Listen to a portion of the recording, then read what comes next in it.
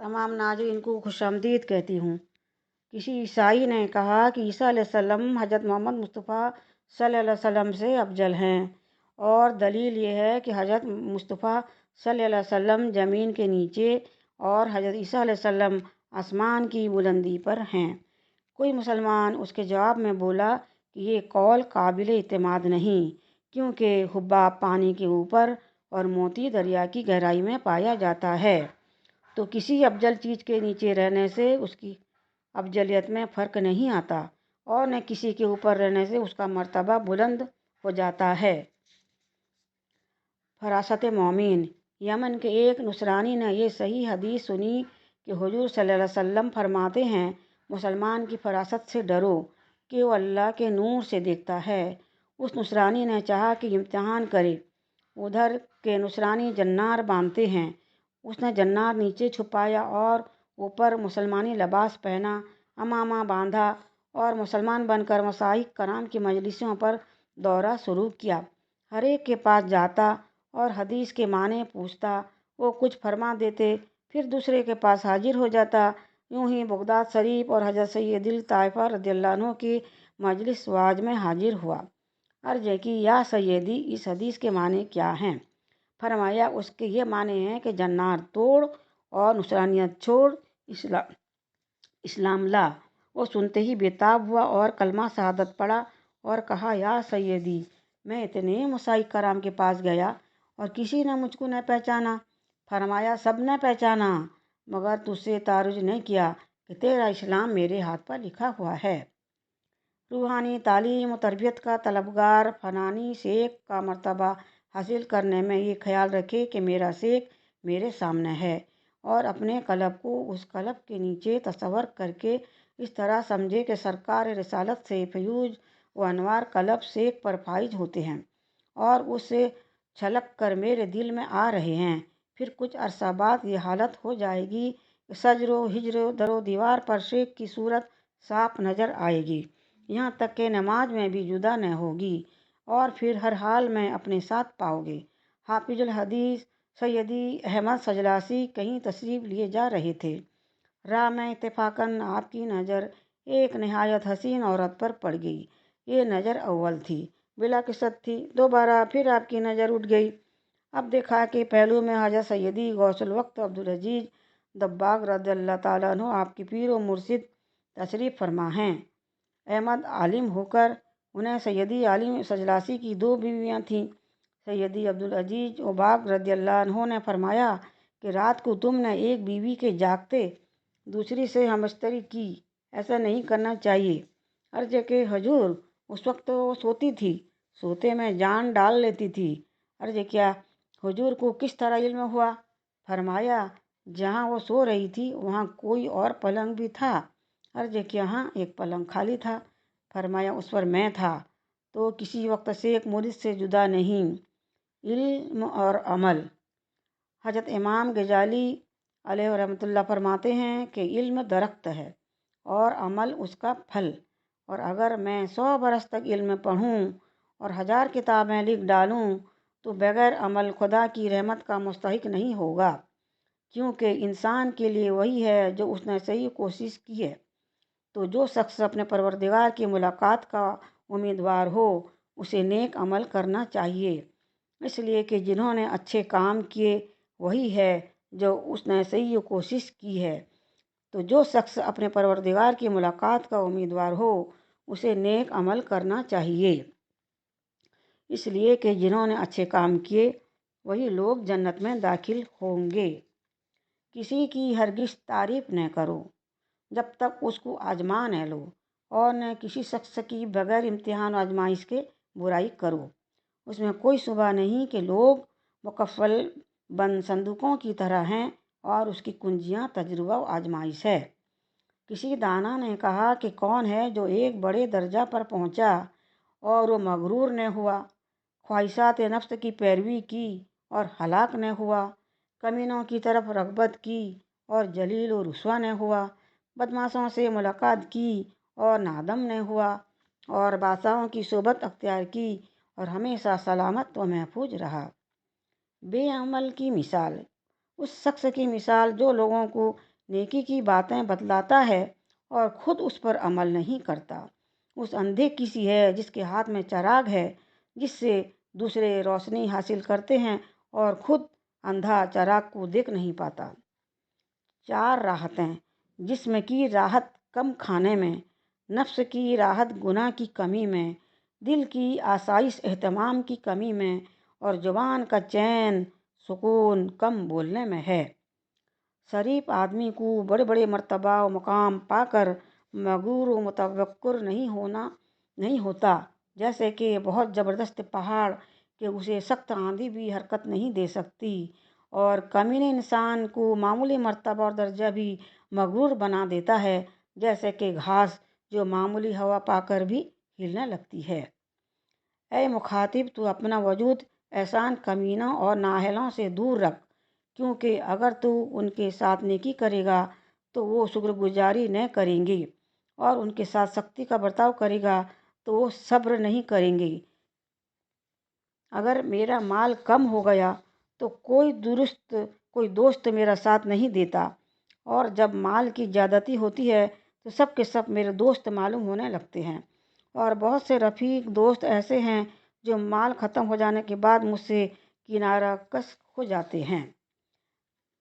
بادشاہوں کے لیے عقل مندوں نے کہا ہے کہ سلطنت سخاوت سے سرسبز شاداب کی جاتی ہے، عدل و انصاف سے آباد ہوتی ہے، عقل و دانائی سے قائم رہتی ہے، اور بہادری شجاعت سے محفوظ رکھی جاتی ہے، اور ریاست سے سیاست کی جاتی ہے۔ نیز لوگوں نے کہا کہ بہادری صاحب سلطنت کے لیے ہے۔ زیادہ کھانا: حضرت عمر بن خطاب رضی اللہ عنہ نے فرمایا، اے لوگو، اپنے آپ کو ناک تک کھانا بھر لینے سے بچاؤ، کیونکہ یہ نماز میں سستی لاتا ہے، قلب میں فساد پیدا کرتا ہے اور بیماری کا باعث ہے۔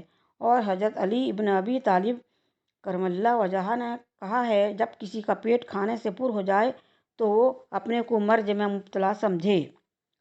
استاد اور باپ: سکندر سے پوچھا گیا کہ کیا وجہ ہے کہ تو اپنے معلم و مؤدب کی تعظیم اپنے باپ سے زیادہ کرتا ہے؟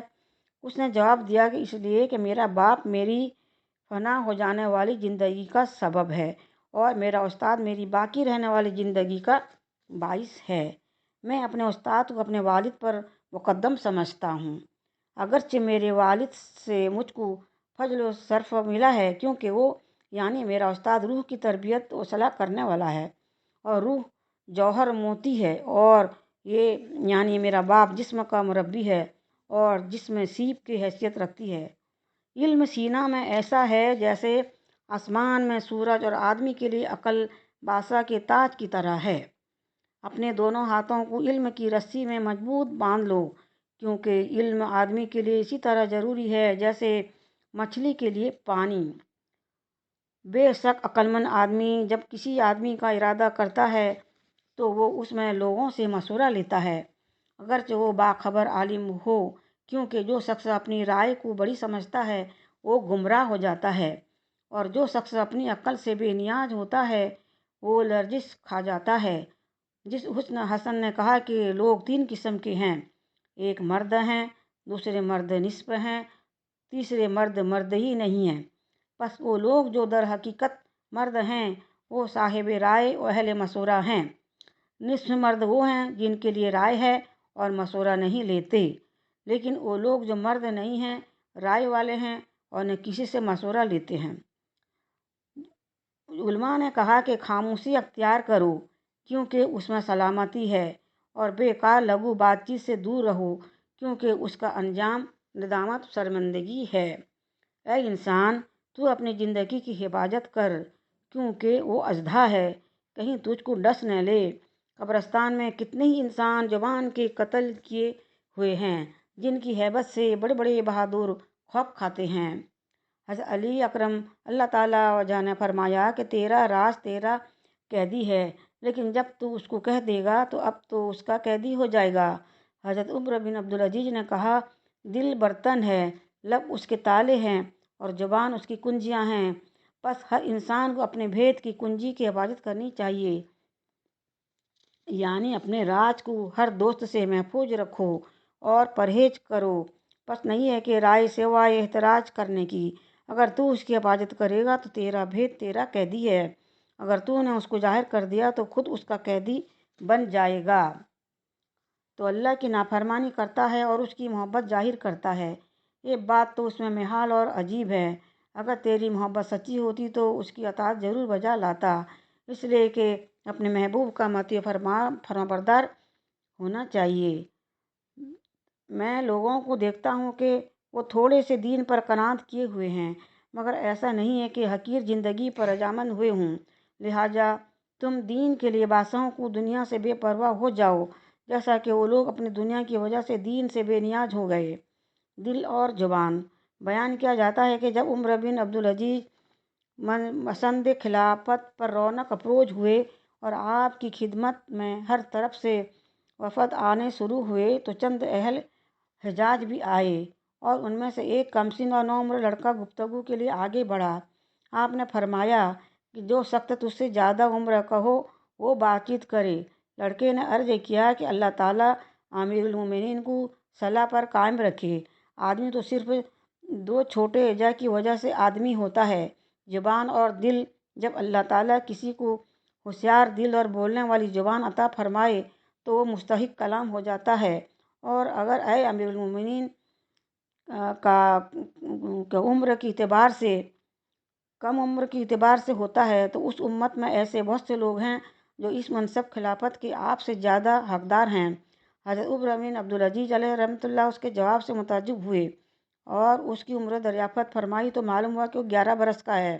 آپ نے بطور مثل شعار پڑھے، تو علم حاصل کر، کیونکہ انسان عالم پیدا نہیں ہوتا اور صاحب علم جاہل کے برابر نہیں ہوتا، جیسا کہ قرآن مجید میں ہے۔ یعنی کیا وہ لوگ جو عالم ہیں اور وہ لوگ جو غیر عالم ہیں برابر ہیں؟ بے شک قوم کا وہ بڑا شخص ہے جس کو علم حاصل ہو، در حقیقت چھوٹا شخص ہے جس پر محفلیں گھر آئیں گی۔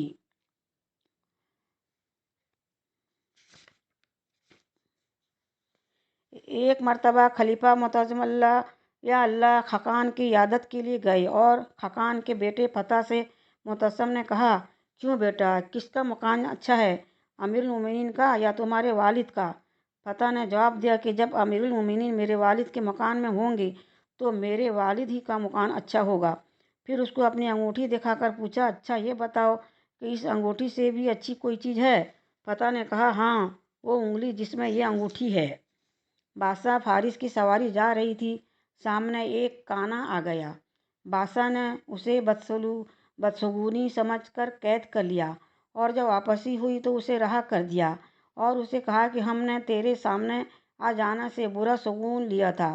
اس نے کہا، اگر یہی بات ہے تو آپ مجھ سے زیادہ منحوس ٹھہرتے ہیں کہ میرے سامنے آپ آئے تو مجھے قید میں جانا پڑا، مگر میرے سامنے آنے سے آپ کو کچھ نہیں ہوا۔ مولانا جامی علیہ رحمۃ اللہ زیارت حرمین سے فارغ ہو کر بغداد شریف آئے تو وہاں کے ایک بزرگ جن کا نام پیر جمال عراقی تھا مریدوں کے ساتھ آپ سے ملنے کے لیے آئے۔ پیر و جمال ان کے مریدوں کا لباس اونٹ کی پشم سے بنا ہوا تھا۔ پیر و جمال نے مولانا جامی کی زیارت کی اور کہا، جمال الہی، یعنی ہم نے مولانا کی زیارت کر کے جمال الہی کا مشاہدہ کیا ہے۔ مولانا جامی نے جواب دیا، جمال الہی دیدم، یعنی ہم نے بھی اللہ کے اونٹ دیکھے ہیں۔ جمال کے جیم کے جبر سے حسن جمال کے معنی میں ہے، اور جیم کی زیر کے ساتھ جمال کی جمع ہے جس کا معنی اونٹ ہے۔ ایک محل گوشہ ان نے مولانا جامی علیہ رحمۃ اللہ سے آ کر بیان کیا کہ رات میں مجھے خضر علیہ السلام کی زیارت نصیب ہوئی ہے، اور خضر علیہ السلام نے اپنا لعاب و دہن میرے منہ میں ڈالا ہے۔ مولانا نے اس سے فرمایا کہ تم غلط سمجھتے ہو، وہ تمہارے منہ میں تھوکنے لگے تھے، تم نے منہ کھول دیا اور تھوک منہ میں جا پڑا۔ ایک شاعر نے مولانا جامی سے کہا کہ میں نے دیوان کمال، دیوان حافظ اور صد کلمہ حضرت امیر کا جواب لکھا ہے۔ آپ نے اس کے جواب میں ارشاد فرمایا، خدا را جواب خواہی گفت، یعنی خدا کو کیا جواب دو گے؟ ایک فضول گو شاعر نے آپ سے بیان کیا کہ حج کو گیا تو حصول تبرک کے لیے اپنے اثار کو حجر اسود سے ملا۔ مولانا جامی نے فرمایا کہ اگر ان کو آب زمزم ملتا تو بہتر تھا۔ एक गौहर जान नामी रंडी अकबरलाई आबादी के पास आई। कहने लगी कि मेरे लिए भी कोई शेर हो जाए। तो अकबर ने ये शेर लिख दिया, आज खुश ऐश यहाँ कौन है गौहर के सेवा, सब कुछ अल्लाह ने दे रखा है शौहर के सेवा। यहाँ एक अजीब हिकायत सुनी गई कि राफिजियों में एक मुअज्जिन अंधेरे से जाकर अजान कहता और हज़रत अबू बकर सिद्दीक, अकबर, उमर फारूक व आजम रज़ियल्लाहु ताला अन्हु की शान में गुस्ताखी किया करता। महल्ला में कुछ गरीब सुन्नी रहते थे, खूने जिगर पीते थे और कुछ बस न चलता। एक रोज़ 4 जवान हर्चा बादाब कहकर मस्जिद के अंदर पहले से जा बैठे। हस्ब दस्तूर वो खबीस अपने वक्त पर आया और अजान में सदीक अकबर की नस्बत कुछ बकना शुरू किया। उन चारों में से एक साहब बरामद हुए और मार मार कर गिरा दिया। खबीस तो हमें बुरा भला कहता है, उसने घबरा कर हजरत में तो उम्र को कहता था। दूसरे जवान बरामद हुए और मार मार कर बेदम कर दिया कि मर्दू तू मुझे बुरा कहता है। उसने सरासिया में होकर हजरत में तो उस्मान को कहता था। तीसरे साहब तशरीफ़ लाए और जितना मारा गया मारा कि नापाक तू मुझे बुरा कहेगा। आखिर जब बूढ़े खबीस को कुछ न बनी तो चिल्लाया, मौला मदद कीजिए, दुश्मन मुझे मार डालते हैं। उस पर चौथे साहब हाथ में अस्त्रा लिए हुए बरामद हुए और जड़ से उसकी नाक पूंछ डाली। शैतान तो हमारे अकाबिर को बुरा कहेगा। अब ये चारों साहब तो चल दिए और मुतजिद साहब दर्द के मारे नाक पर रुमाल रखे मस्जिद के अंदरूनी गोशे में जा छुपे। जब वक्त ज़्यादा हुआ और राफिज नमाज के लिए आए, एक दूसरे से कहता कि आज जनाब किबला तशरीफ़ नहीं लाए, आज अजान नहीं फरमाई। जब कुछ रोशनी हुई तो देखा जनाब किबला एक गोशे में सिमटे पड़े हैं।